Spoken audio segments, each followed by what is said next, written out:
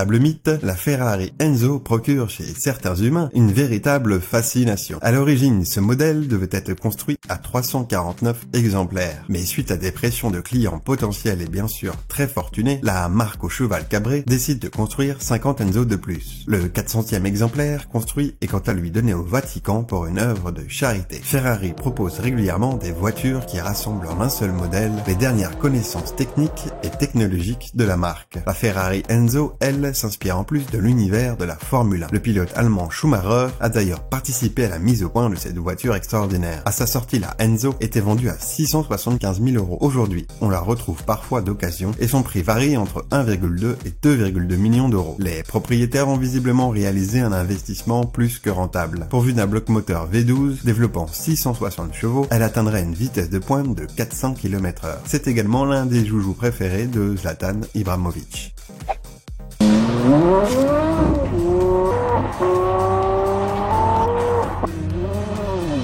L'Aston Martin One 77 est le modèle récent le plus rare et le plus cher de la marque Hellé. Lancée en 2010, elle s'appelait d'abord Aston Martin BDX, mais fut produite à seulement 77 exemplaires, d'où son nom actuel, la One 77. Ce qui ne manque pas de rappeler qu'Aston Martin est la marque préférée de James Bond. Au prix d'1,4 million d'euros unité, cette série a très rapidement trouvé preneur. Les clients ont eu la possibilité de prendre part au design et à la construction de chacune de ces Aston Martin et de satisfaire ainsi leur envie luxueuse de sur-mesure. Design agressif et arête prononcée, la belle licorne anglaise repose sur un châssis en carbone monocoque avec un habillage en aluminium, ce qui la dote d'une grande légèreté et d'une très bonne solidité. Équipée à l'avant d'un V12 de 7,3 litres qui développe 760 chevaux et transmet la puissance aux roues arrière via une boîte séquentielle robotisée à 6 rapports, le véhicule atteint les 100 km/h en 3,5 secondes pour une vitesse maximale de 355 km/h. Aujourd'hui, il n'est plus possible d'en acheter. On la retrouve néanmoins d'occasion aux alentours de 3 millions. Pour la petite histoire, un client mystérieux du Moyen-Orient a commandé en une seule fois 10 des 77 Aston Martin qui ont été produites, et cela pour un coût total de 14 millions d'euros. C'est probablement la plus grosse commande de l'histoire de la marque.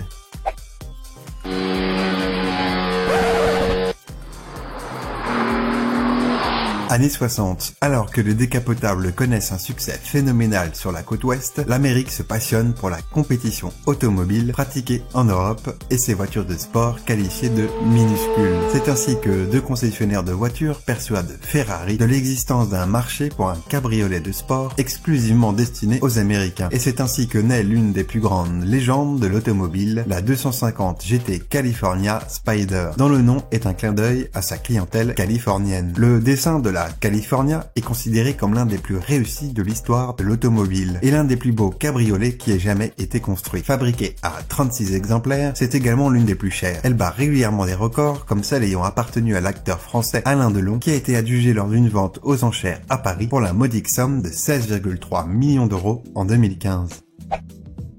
Au cours des années 1990, l'avenir de certaines courses d'endurance de renom, telles que les 24 heures du Mans, était incertain. Les différents organisateurs de ces grands rendez-vous automobiles ont dû remettre en question leur fonctionnement. Plusieurs catégories sont donc prévues, dont la catégorie GT1. Cette catégorie a une particularité, chaque voiture de course doit être basée sur un modèle de série. Mercedes-Benz décide alors que ce sera la CLK GTR. Les deux priorités de ce modèle ont été logiquement la sécurité et la légèreté. Pour assurer une sécurité maximale en conditions de course, on trouve par exemple un arceau composé d'acier renforcé. La plupart des autres pièces sont constituées de fibres de carbone. Dans le dos du pilote, un moteur V12 de 6,9 litres développant 612 chevaux, de quoi expédier le 0 à 100 km/h en seulement 3,8 secondes. À l'état neuf, Mercedes proposait cette supercar à environ 1,7 million d'euros. Elle n'est bien sûr plus disponible à ce prix aujourd'hui.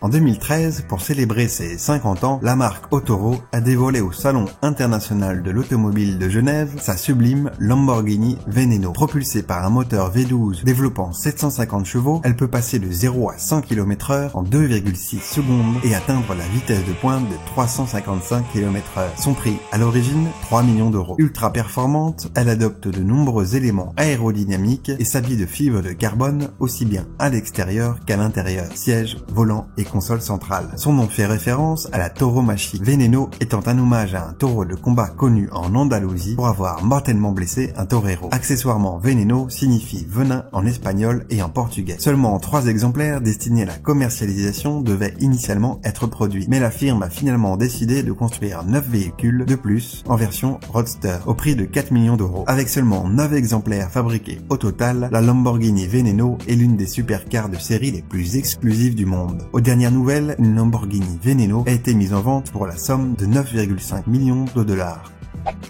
La Bugatti Type 41, dite Bugatti Royale, est une voiture construite entre 1926 et 1933 à 7 exemplaires par Ettore Bugatti et son fils Jean, avec un seul rêve, construire la voiture la plus folle, la plus grande, la plus chère et la plus luxueuse de son temps. Longue de 6 mètres, haute de près de 2,50 mètres et pesant 3 tonnes, ce monstre consomme, selon la légende, 150 litres pour 100 km et atteint la vitesse de pointe de 180 km/h. La Bugatti Royale coûtait 600 000 francs à l'époque, soit 3 fois plus qu'une Rolls-Royce classique. Ettore Bugatti avait prévu la production de 25 véhicules, mais la crise de 1929 a refroidi les acheteurs, même parmi les plus riches de la planète. Et pour vous donner encore une idée du monstre, le moteur de cette voiture a servi à équiper 76 autorails fabriqués en 1934. Ettore Bugatti a persuadé le ministre des Transports de l'époque de financer leur acquisition par la SNCF. Ce qui est sûr, c'est que peu de voitures de nos jours peuvent se vanter de propulser des trains. Vous pouvez avoir la chance d'en apercevoir 3 modèles exposés à la Cité de l'Automobile de Mulhouse. Sa valeur est estimée aujourd'hui à 8 millions d'euros. Présentée à Genève, la Pagani Zonda Tricolore est un modèle construit en 2010 à seulement 3 exemplaires pour célébrer le 50e anniversaire de la patrouille acrobatique de l'armée de l'air italienne. La voiture a été développée en partie avec l'aide du champion de Formule 1 Juan Manuel Fangio. Sa carrosserie est entièrement en carbone, bleu ou noir, elle arbore des bandes en V avec le drapeau italien en motif et le résultat est juste magnifique. Sous le capot, un puissant moteur V12 AMG qui développe une puissance de 678 chevaux. Le 0 à 100 km/h est réalisé en 3,4 secondes et elle atteint la vitesse de pointe de 360 km/h. Et pour la petite histoire, le mot Zonda est le nom d'un vent soufflant dans la cordillère des Andes, d'où sont originaires le constructeur Horacio Pagani et Juan Manuel Fangio, le champion de Formule 1. Mise en vente en 2010 à 1,5 million d'euros, cette voiture collector de chez Collector, aux performances avionesques, avoisinerait aujourd'hui les 4 millions d'euros. De quoi réaliser encore une jolie plus-value. L'une d'entre elles est d'ailleurs en vente en Arabie Saoudite, si vous en avez bien sûr les moyens. À condition que le client y mette les moyens, tout est possible. Dévoilée au concours d'élégance de Pebble Beach, la Rolls-Royce Hyperion a été créée pour satisfaire le riche collectionneur Roland Hall qui souhaitait une Rolls bien plus exclusive que les modèles du catalogue. Commandée à Pininfarina, la Phantom est inspirée des voitures emblématiques des années 30 et basée sur la Phantom Drophead Coupé. Le nom de la belle Hyperion fait référence à l'un des titans de la mythologie grecque et signifie celui qui est au-dessus. Cette Hyperion dispose évidemment d'un niveau de raffinement exceptionnel, comme de sublimes plaquages en bois ou sa montre amovible réalisée sur mesure pour l'occasion. Si la voiture possède un style incroyable et de superbes courbes chaudes et latines, son commanditaire, lui, l'a tout de suite revendu sur le marché. En vente successivement à 4,5 millions d'euros, puis à 2, on la retrouve aujourd'hui affichée au prix d'1,5 million chez un concessionnaire de Dubaï. L'engin a tout simplement perdu plus de la moitié de sa valeur et peine à trouver un nouveau propriétaire, ce qui est assez rare pour ce genre de véhicule. Quand les supercars ne sont plus assez exclusives pour certains acheteurs, les marques proposent alors des exemplaires limités, voire absolument uniques. Présentée également au fameux concours d'élégance de Pebble Beach, la McLaren X1 Concept est une magnifique licorne. Commandée par un client milliardaire qui a souhaité une voiture d'exception basée sur ses goûts personnels, il a notamment indiqué aimer l'architecture du musée Guggenheim de New York, celui de Bilbao en Espagne, mais aussi une montre, la Jaeger LeCoultre, un stylo signé de chez Montblanc, ainsi que la Mercedes-Benz 540K ou bien encore la Citroën SM. Le designer coréen Hongyo et le directeur du style de chez McLaren ont ensuite planché sur la maquette et ont abouti à la création de la voiture de ses rêves. Le résultat est une sportive aux allures de Batmobile baroque rétro-futuriste qui dévoile des appendices esthétiques et une aérodynamique très singulière, notamment au niveau du popotin. L'habitacle est paré de cuir de nappa et des éléments de fibre de carbone sont tressés avec du titane afin de donner un effet magique comme de la 3D. À noter les passages de roues couverts qui sont probablement les plus étonnants. Le 0 à 100 est réalisé en 3,2 secondes et son prix 5 millions de dollars. Peu de voitures dans le monde peuvent rivaliser avec la Phantom Corsair 1938 sur le plan de l'exclusivité. La Corsair a été développée par Rust Hens, second fils du richissime H.J. Hens. Oui, c'est bien celui de l'empire du ketchup.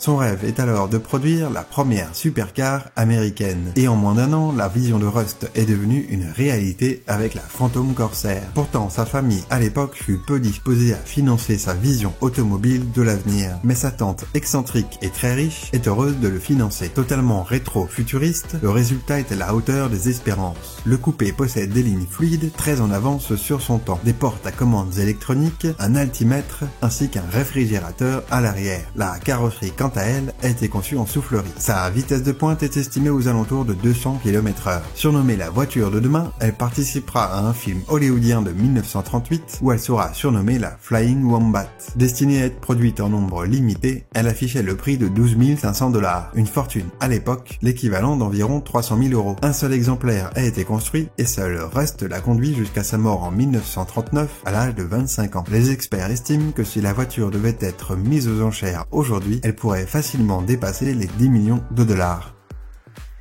Et voilà, c'est fini. On se retrouve bientôt pour un nouveau Ninja Top.